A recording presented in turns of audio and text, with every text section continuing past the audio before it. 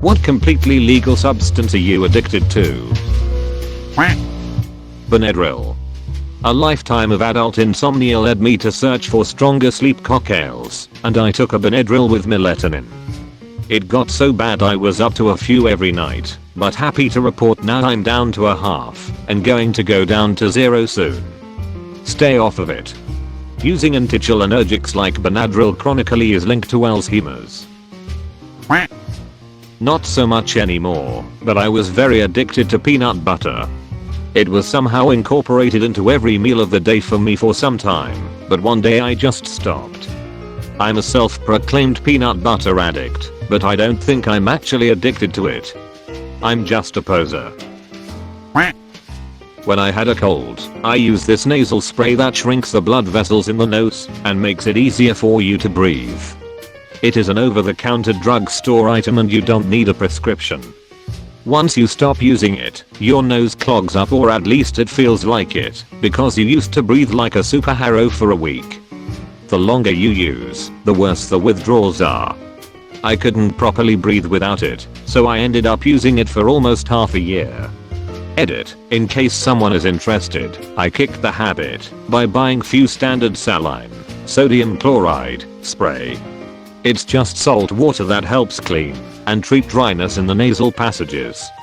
I used one for a few weeks, and while I still had serious trouble breathing through my nose, it greatly helped. I also slept in an elevated position with like 3 pillows. It took me almost a month to feel like I was breathing well, but still not as well as I was with the other stuff. Yep, I was addicted to the Afrin menthol spray for the longest time. I would use that crap like every hour because I had built up a tolerance. I would just keep it in my pocket for all day use lol. I think I was able to get off it once when I got really sick and was on legit cold meds or something. It has been like 15 years now, so I forget. I refuse to use it these days for anything. I used to love the burn of the menthol in my sinus glands. Lip balm. Hussein. I have them strategically placed, even if they are only feet away from each other. People who aren't addicted don't get how I can finish multiple tubes of lip balm. One in my desk for when I'm working. One by my bed. At one point I had 2 by the bed, one on either side. One in my bag for when I'm out. Doritos. I was a massive addict. I used to buy a couple whole boxes of them. I used to drive to Frito-Lay's to buy them directly from the factory because was the only places where you could buy this much without people asking questions. What makes me stop was in one occasion I went to a Colmado, is pretty much a 7/11 or mini market here at Dom Point Rep. Told the guy give me this just on Doritos. Was around 800 DPO, which is $14 US. One bag personal bag of Doritos is 25 DPO here. Around 30 something bags of Doritos. The guy looked at me and told me, damn. You just wiped my whole shelf. Now I need to call Frito-Lay's to bring me a couple boxes. I looked at the empty shelf. I was so embarrassed and disgusted of myself. On my way walking home I started to gift them away to people. I kept like 3 bags, ate them, and since them, I slowly were reducing my numbers of Doritos at weeks for the next couple months. I still love them, but I don't have the impulse anymore. Was liquor and sadness. Currently is Pokemon cards and a lot less sadness. Not great, but I see this as an absolute win. Haven't played in 20 years, how is it nowadays?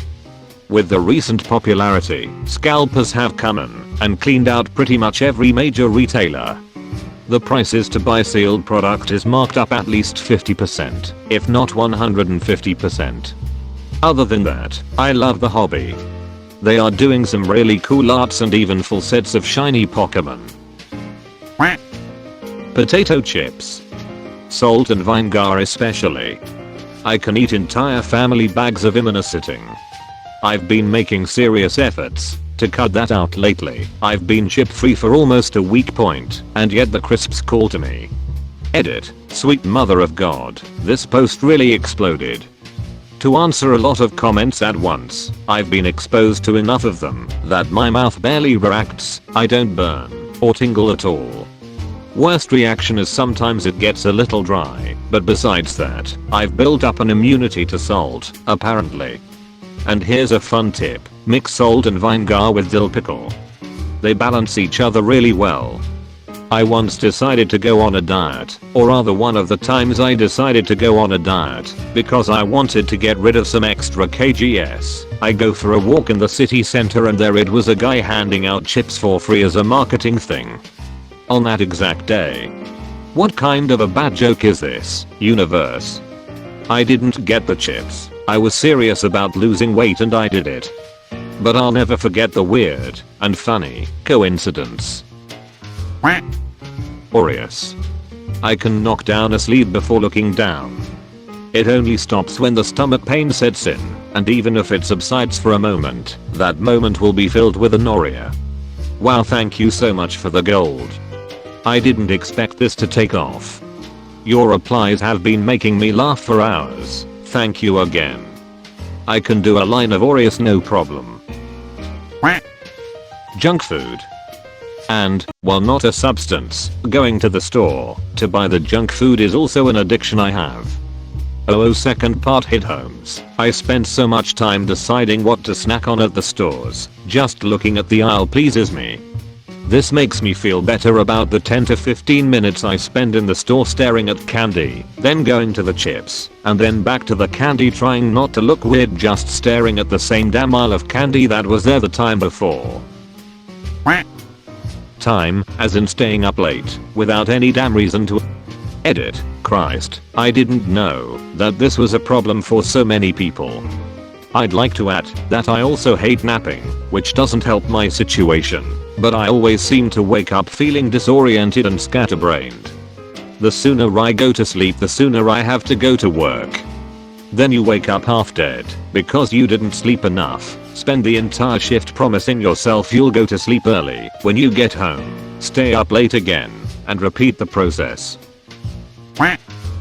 Sweet Baby Ray's Honey Chipotle BBQ Sauce. I had a bad accident as a kid from drinking what I thought was Kool-Aid, but nope, so a very good portion of my tongue and cheeks got scar tissue. Since then I haven't been able to taste a lot of foods.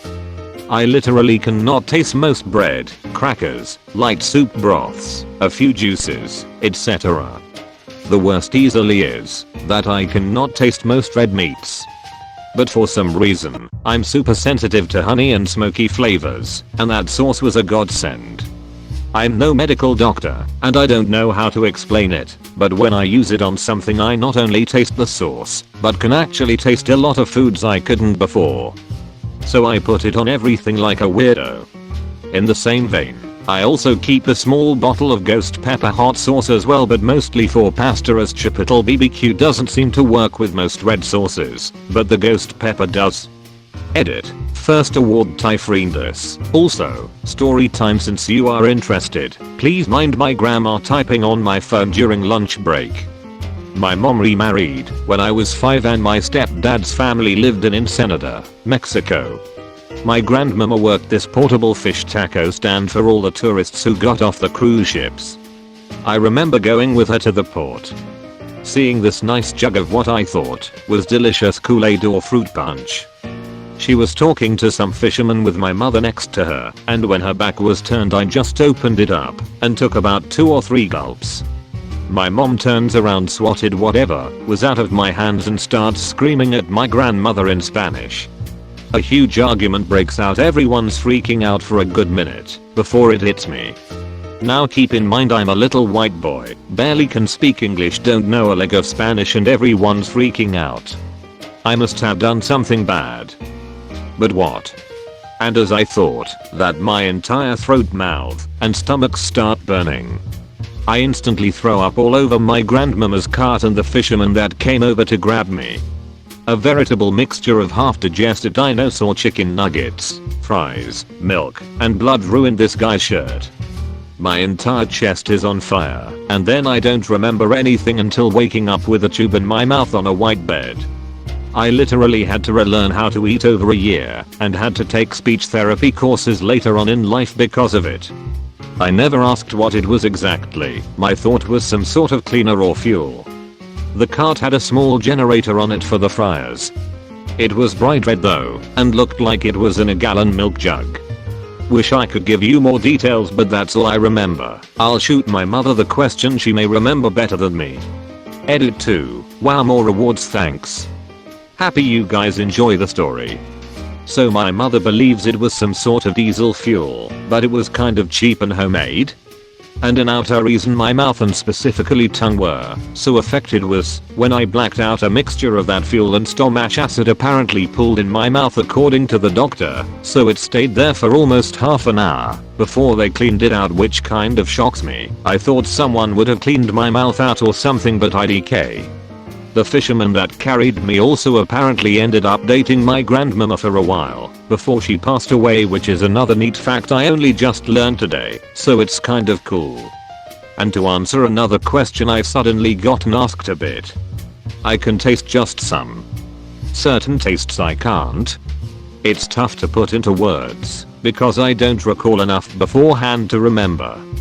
Best way I can think to describe it is like when you walk into a kitchen and smell something cooking and it's supposed to taste how it smells. It's like being able to fully smell the food, but when it's in your mouth it's muted and bland. It doesn't happen to all flavors though. Heavy stews, a lot of fried foods, smoky flavors, and food stuff that uses honey I can taste in a normal fashion, and again smothering food in that sweet baby rays. Edit 3. So UHM, wow. Thanks so much for the awards and the recommendations. I guess I always just lived with this, never thinking it too interesting, but thanks to all of you, I've learned about other potential ways to get some flavor in my life again, as well as learned more about my step family in the process, which has been really cool. I just want to say much appreciated. Q-tips. That feeling of scratching my ear canals after a day or two of seasonal allergies is the best.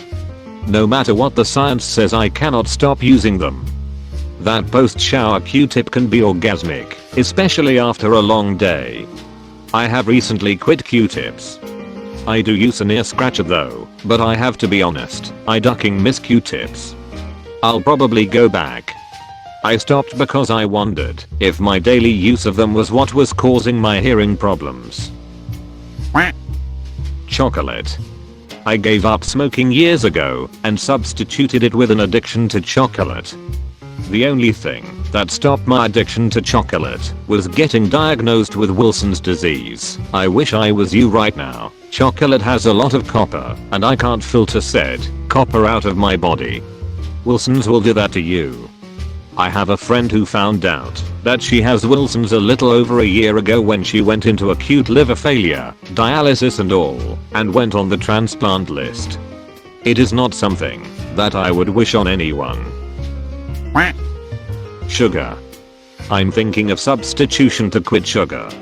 Maybe heroin. Heroin/opiates actually make you crave sugar, so you should substitute with crack cocaine instead. Caffeine. Came here to say this. I think I'm self-medicating with caffeine.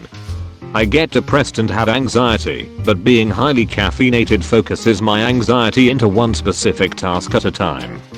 When I'm going through depression, sometimes I have a hard time identifying it and just think I'm tired, and then caffeine makes me happy or too energetic to feel sad, lol.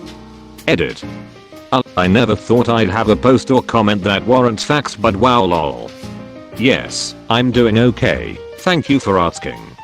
I see a therapist regularly, and my wife and I just got an ESA. He's great and I love him very much. No, I have not been diagnosed with ADHD, but I've never looked into it. I think after all of this, I just might. I know my depression symptoms might seem like withdrawal symptoms, but it's the chicken and the egg question I actually know the answer to. I've had the same thoughts I have now since before I was even allowed to drink caffeine, but I never made the connection with caffeine and feelings of happiness or momentary joy until recent years. Potato chips. Can't have them around the house. I will never stop. especially chicken twisters. Duck yes, chicken twisters are the best. What is a chicken twisty? Edit, thanks for educating me. I love learning about food that I can't get here in the States. Australian branded chips. Cheese. Cheese is amazing. Why does it taste so good? Cheese addict here. From what I've read, cheese can be addictive because of an ingredient called casein, a protein found in all milk products. During digestion, casein releases opiates called casomorphins. Casomorphins play with dopamine receptors and trigger that addictive element. Good description here. Forbes magazine article on cheese addiction. Thin Mints. Lucky is the first Girl Scout I spot each season. I'll tell them stay right there, don't go anywhere. Then I'll go home and get my van. Come back as quick as I can, hoping the girl hasn't left the area. I'll pull up, throw a bunch of money on the table and just grab what I came for. I'll load my prize in the back of the van, secure it well and take off. I've got a special place in my home where nobody can find them, but it's easy for me to get to when I want to treat myself. Usually they'll last a few months. Then I start looking forward to spotting the next lucky Girl Scout. Reading that paragraph alone is a totally different experience. I had to double check to make sure they weren't actually talking about the Girl Scouts instead of the cookies. Nicotine. Edit. Just want to say thank you to every reply. The support and information is very welcome. Here is something for every one of you. Had to go pretty far down to find this. Guess that's a good thing. Yeah, it's on the decline. Unfortunately not for me. If you're looking to quit and need some support, head on over to the Stop Smoking subreddit. The community there is awesome. Edit, thanks for the awards. You all are great. When I was little I was obsessed with salt for like no reason. I had too much at one point and couldn't have any for a week.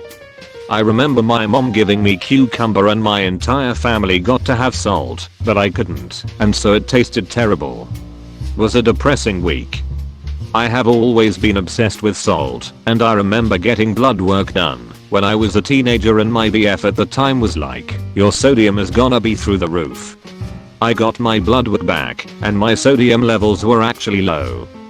Found out that my body doesn't process salt the same way as most people, and that's why I crave it so much and can eat it without my sodium levels reaching ridiculous numbers. PRN. Many people don't even know they are addicted until they try quitting. Glad somebody said it. While not a physical substance like drugs, it's definitely a mental one and releases the same sorts of chemicals that get people addicted. Hard for me not seeing it becoming an even bigger issue. Exactly the same as gambling. Endorphins and dopamine are a hell of a drug. Marijuana. Completely 100% legal in Canada. Take it on a domestic flight if you like, but you can't smoke on the plane. Now I have no chemical addiction. I can go weeks or months without it and have zero effects. But damn if it isn't the thing that takes my muscle pain away and fast forwards boring pandemic lockdown evenings. It is a pleasure addiction like sex. Coffee. Now that is a chemical addiction. Food. This isn't a joke. It is 100% a real addiction. When you're almost 400 pounds and unhappy with yourself, your brain still convinced you unhealthy eating is the answer to happiness. That's a ducking addiction. But an addiction you need to feed into in order to survive. Imagine being addicted to meth, but you needed to take healthy, less potent meth 3x a day to live. It would be impossible to overcome. That's how I feel about food. Yes. Every day you have to look your addiction head on. Every meal is a battle. Every craving is anxiety inducing. Just a commercial, thought, scent, or sight of someone enjoying what I know I can't have just makes it so much worse. Unintentionally, codeine. I've had to take it for around 7 years now for a chronic pain disorder. I don't like crave it in the way people crave a cigarette for nicotine, but if I have a good pain day and I don't need to take as much I get itchy and really irritable and dizzy. So that's fun. That is opioid withdrawal. Plants. I talk to mine every single day and want to always grow more and more and more and more of them. My plants aren't even mine. Most are my friends. Him and his BF are gonna come get them when it gets warm, but actually I might fight them now cause they've become my babies.